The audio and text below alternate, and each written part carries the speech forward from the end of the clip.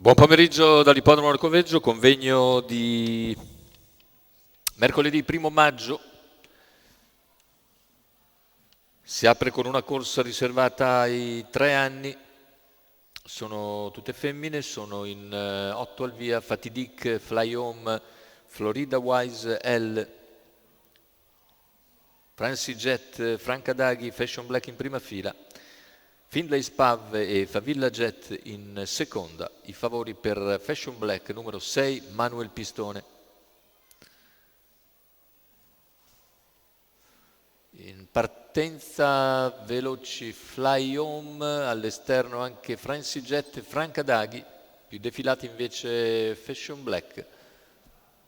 Sulla curva mantiene la testa Fly Home, numero mentre 4 sbaglia Francie Jet squalificato. Jet, più indietro, numero 5 Franca Daghi squalificato. anche per Franca Daghi e per Fatidic, mentre all'esterno non tarda ad avanzare Fashion Black.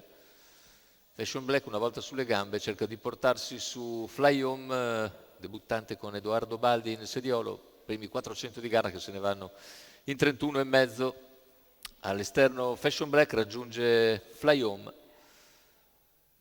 mentre a contatto si mantiene Florida Wise con Favilla Jet, che a sua volta sposta nella scia di Fashion Black. Se ne vanno in 600, 47 e mezzo.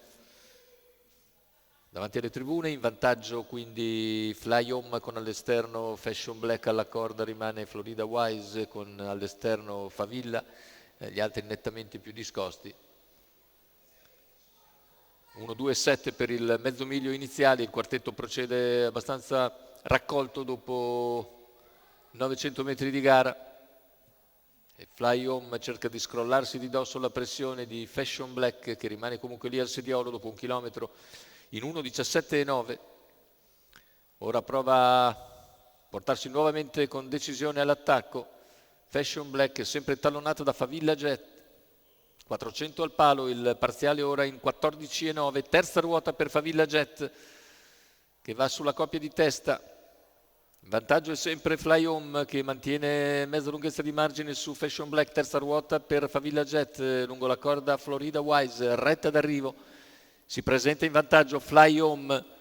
Fly Home in testa, centropista, provano nuovamente Fashion Black e Favilla Jet. Finale con Fly Home che peggiora un po' ma controlla la situazione e vince. Secondo posto ancora Fashion Black.